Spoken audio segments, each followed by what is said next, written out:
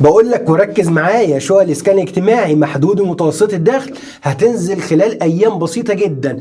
الشقق اللي مئات الالاف من المصريين مهتمه بيها وعايزين يقدموا على شقه فيها، شقق محدود الدخل اللي بتنزل 75 متر و90 متر، واحيانا بتنزل متوسط دخل في بعض المحافظات. وشقق الاسكان المتوسط لو نزلت في القاهره هتبقى 100 متر و110 و120. النهارده صندوق الاسكان الاجتماعي مع وزاره الاسكان او وزير الاسكان حطوا الشرط المهم جدا جدا اللي يخليك تقدر تقدم او ما تقدرش تقدم في الاعلان ده.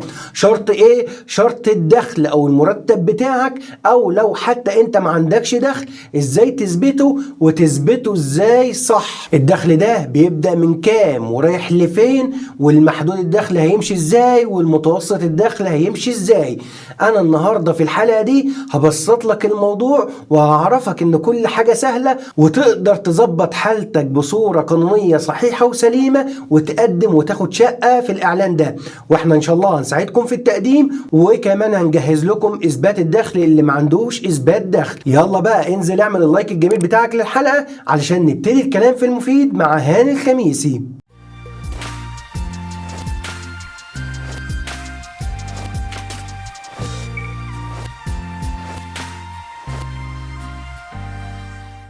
السلام عليكم أصدقائي وأحبابي متابعي كلام في المفيد، يا أهلا ومرحبا بكم.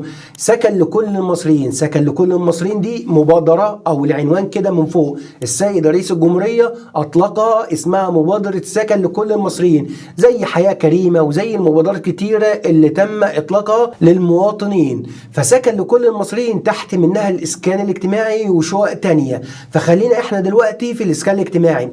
الإسكان الاجتماعي ده هينزل منه حاجتين: محدود دخل ومتوسط دخل. الشروط اللي نزلت النهارده من وزير الاسكان حددت مين هو متوسط الدخل ومين هو محدود الدخل. وانا هنا عشان اوضح لك الكلام ده ببساطه، واوضح لك ازاي لو انت مثلا محدود وعايز تاخد شقه عجبتك في المتوسط هتعمل ايه.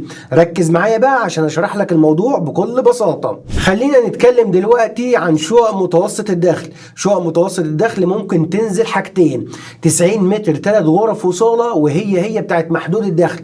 ولكن دي بتنزل فين؟ بتنزل في بعض المحافظات. بعض المحافظات بيكون فيها وفره في الوحدات دي وما اتحجزتش، فبيفتحوا فيها الافق شويه في شروط الدخل والسن ويقدم عليها عادي متوسط الدخل وياخدوا شقه 90 متر. والكلام ده حصل في سكن لكل المصريين 3 الاعلان 16.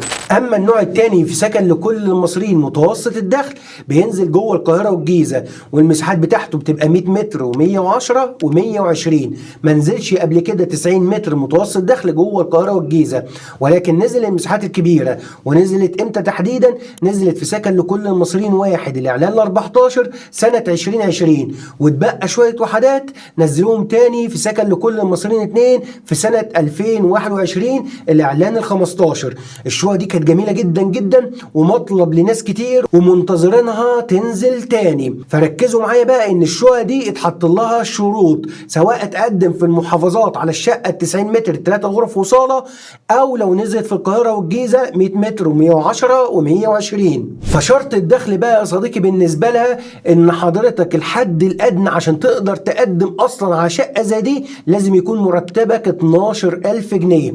12000 جنيه ده تقدر تقدم بيه، ومعاك لحد فين؟ معاك لحد 20000 جنيه اعزب. لو انت اعزب او مطلقه او ارمله او مطلق او ارمل بس مش معاكم اولاد، كده اكنكم فرد. فالفرد المرتب بتاعه بيبدا من الحد الادنى 12000 لحد 20000 جنيه.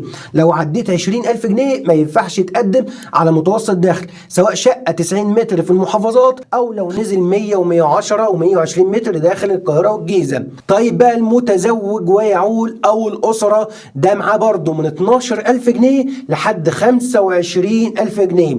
ومين هو المتزوج ويعول ومين هي الاسره اللي تقدر تقدم كده؟ المتزوج ويعول يعني معاه اولاد، او متزوج ولا يعول يعني معهوش اولاد، او مطلقه وارمله او مطلق وارمل ومعاهم اولاد. والكلام ده كله برضو ينطبق على اصحاب المعاشات، سواء واحد مستفيد معاش اعزب او مستفيد معاش او صاحب معاش ومتزوج. وكذلك الامر الارمله والمطلقه وكمان اصحاب الهمم ينطبق عليكم نفس الشرط. لو انتوا في الحدود دي هتقدروا تقدموا كمتوسط دخل. يجي واحد حبيبنا هنا يقول لي طب ما انا مرتبي 5-6000 جنيه وعايز اقدم متوسط دخل، مش عايز اقدم محدود دخل، عشان في شقه كده عجباني في متوسط الدخل، او الشقه اللي نازله في متوسط الدخل المكان بتاعها هو اللي انا ببحث عليه. فهنا بقول لك يا صديقي هتقدر تعمل شهاده اثبات دخل من محاسب قانوني. بالمناسبه الشهادات دي احنا بنعملها فتزود بيها الدخل بتاعك، ويبقى حضرتك كده تقدر تدخل في شريحه متوسط الدخل، مفيش مشكله هتكمل بيها. بس الموضوع ده ليه شويه ضوابط، فان شاء الله تعالى نقدر ندرس كل حاله لوحدها ونشرح لها الموضوع هيمشي ازاي. لان طبيعي اغلب الناس بيبقى عندها شغلانه واثنين وثلاثه، فلو انت ليك وظيفه معينه او ليك دخل معين فتقدر تزوده وتدخل كمتوسط دخل. اما بقى الشقق التانية اللي مطلب كل المصريين او اغلبهم يا صديقي، الشقق الاسكان الاجتماعي محدود الدخل، ال90 متر ال3 غرف وصاله، واللي بتنزل في اغلب محافظات الجمهوريه. دي بينزل منها 75 متر و90 متر، دي بتنزل محدود دخل على مستوى الجمهوريه. وقلنا انها جوه القاهره والجيزه بتنزل محدود دخل، ولكن في منها نزل متوسط دخل في بعض المحافظات في بعض الاعلانات.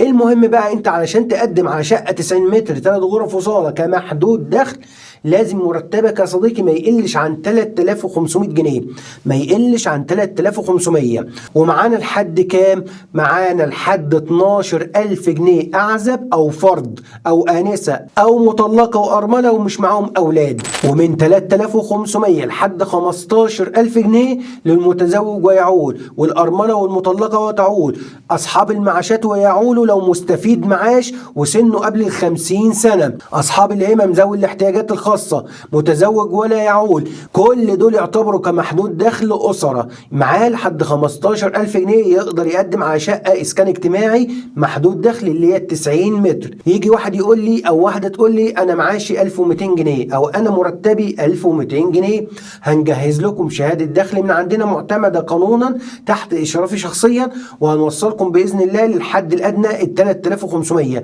لأن كده كده أكيد مش ال 1200 اللي أنت عايش بيها، أكيد ليك دخل تاني وتالت، فاحنا هنثبت لك الحاجات دي وهتقدر باذن الله تعالى تخش عادي وتقدم على شقه محدود دخل حتى لو انت مرتبك اقل من 3.5. الموضوع سهل يا جماعه وشويه ضوابط قانونيه. المهم ان حضرتك ما تستعجلش وما تشتريش كراسه شروط الا لما تفهم كويس جدا جدا المدن اللي نازله وكل الشروط اللي انا هشرحها لك في الحلقات اللي جايه علشان حضرتك تقدم صح، لان ده الاساس اللي هيتبني عليه المشوار كله. لان في شقق تسليم فوري وشقق تسليم خلال 3 سنين، والقاهره والجيزه لا اعتقد ان هينزل فيها تسليم فوري علشان الناس بس المتامله الموضوع ده، لان هم لسه بيسلموا القديم، فمش منطقي ان يسلموا الجديد فوري ويسيبوا القديم اللي بقاله سنين، فهو ده طبيعي علشان القاهره والجيزه عليها ضغط كبير جدا.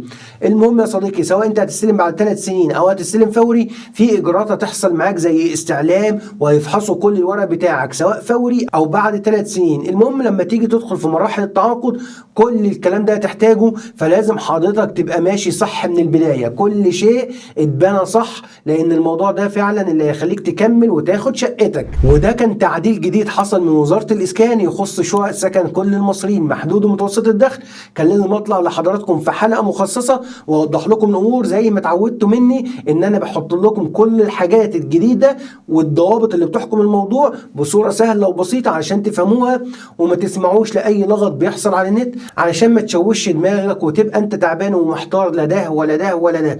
اللي انا بقوله لك يا صديقي ده نابع عن تفسير قانوني صحيح للي نزل من وزارة الاسكان رسميا. وبس كده، لو حبيتم ان شاء الله نكون معاكم خطوة بخطوة في التقديمات واستخراج شهادات الدخل ودراسة حالتكم ودي تنفع ودي ما تنفعش وايهما افضل، تقدم محدود دخل ولا متوسط دخل، ودي هتدفع فيها كام والاقساط بتاعتها بعد كده تبقى ماشيه ازاي، وكل حاجه عشان تخطط مستقبلك صح وما تدخلش في حاجه انت مش عارف اخرها فين، او لا قدر الله تبقى حمل عليك وزياده عن امكانياتك. فان شاء الله تقدر تتواصل معانا عن طريق فريق العمل والارقام اللي بتظهر معاك دلوقتي على الشاشه، وهندرس حالتك او نخلص لك كل الاجراءات سواء انت من القاهره والجيزه او اي محافظه على مستوى الجمهوريه. نقول لكم دمتم في رعايه الله وامنه، والسلام عليكم ورحمه الله وبركاته.